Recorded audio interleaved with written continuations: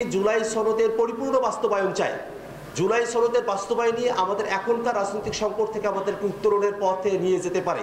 যদি জুলাই সনদ বাস্তবায়ন করা না হয়, যদি কোনো রাজনৈতিক দলের চাপে পড়ে অন্তর্বর্তীকালীন সরকার জুলাই সনদের বাস্তবায়ন থেকে পিছুপা হয়, তাহলে অন্তর্বর্তীকালীন সরকার তাদের ম্যান্ডেট থেকে দূরে সরে যাবে এবং জনগণের আকাঙ্ক্ষার জায়গা থেকে বিচ্যুত হয়ে জনগণের সাথে সম্পর্কহীন হয়ে পড়বে। এই সনদের স্বাক্ষর অনুষ্ঠানে অংশগ্রহণ না করায় নাকি এনসিপির রাজনীতি হারিয়ে যাবে, এনসিপি রাজনীতির ময়দান থেকে হারিয়ে যাবে।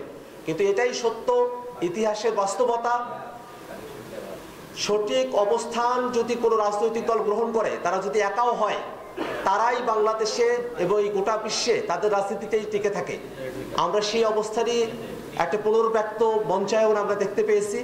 জাতীয় নাগরিক পার্টি জুলাই সনদে স্বাক্ষর না করলেও যে দাবির প্রেক্ষিতে আমরা স্বাক্ষর অনুষ্ঠান থেকে বিরত ছিলাম, সেই দাবিগুলোকে নিয়েই পরবর্তী সময়ে আলাপ আলোচনা হয়েছে এবং জুলাই সনদ বাস্তবায়নের পথ আমাদের কাছে জীবন্ত থেকেছে।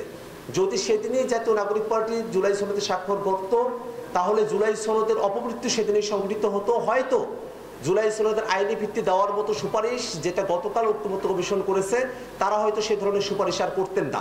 এই ধরনের একটা পরিস্থিতির মধ্য দিয়ে বাংলাদেশের মানুষকে নতুন ব্যবস্থার আকাঙ্ক্ষা মাটি চাপা পড়ে যেত, আমাদেরকে আবারও পুরনো কাঠামোতে ফিরে যেতে হতে পারত। তেমনই একটি অবস্থায় গতকাল ঐক্যমত্য কমিশন সরকারের কাছে জুলাই সনদ বাস্তবায়নের জন্য সুপারিশ উপস্থাপন করেছে। সেই সুপারিশের দুটি অংশ রয়েছে। জাতীয় নাগরিক পার্টি মনে করে সুপারিশের প্রথম যে অংশ প্রস্তাব 1, সেই প্রস্তাব অনুযায়ী জুলাই সনদের আইনি ভিত্তি দেওয়া এবং জুলাই সনদ বাস্তবায়ন সংবিধান সংস্কার আদেশ সেটাকে জারি করা প্রয়োজন।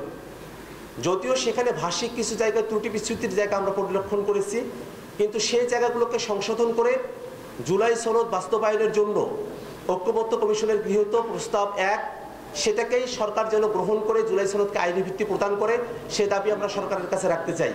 একই সাথে যে প্রস্তাবনাগুলো সরকারের কাছে ঐক্যমত্য কমিশন উপস্থাপন করেছে, সেগুলো যেন জনপরিসরে উন্মুক্ত করে জনগণের অংশগ্রহণকে নিশ্চিত করা হয় এবং রাজনৈতিক দলসমূহ যে ধরনের জুলাই সনদকে বাস্তবায়ন করা হবে না বলে এক ধরনের আশঙ্কার জায়গা তৈরি হয়েছে, সেই আশঙ্কার জায়গাটাকে নিরসন করার উদ্যোগ সরকার গ্রহণ করবে, সেই আশাবাদ আমরা তাদের কাছে রাখতে চাই। আমরা মনে করি অন্তর্বর্তীকালীন সরকার সকলের সমর্থনের ভিত্তিতে গঠিত হয়েছে। এই বাংলাদেশের মানুষের সমর্থনকে ব্যক্ত করেই জুলাই সনদের পরিপূর্ণ বাস্তবায়ন নিশ্চিত করাই এখন অন্তর্বর্তীকালীন সরকারের প্রথম অগ্রাধিকার হওয়া প্রয়োজন এবং তারই ভিত্তিতে সামনে নির্বাচন অনুষ্ঠিত হবে এবং নির্বাচনের পূর্বেই সংস্কারের আদেশগুলোকে জারি করে সংস্কারের বাস্তবায়নকে সুনিশ্চিত করে বাংলাদেশের রাজনৈতিক অঙ্গনে স্থিতিশীলতা ধরে রাখার উদ্যোগ নেওয়ার আহ্বান জানিয়ে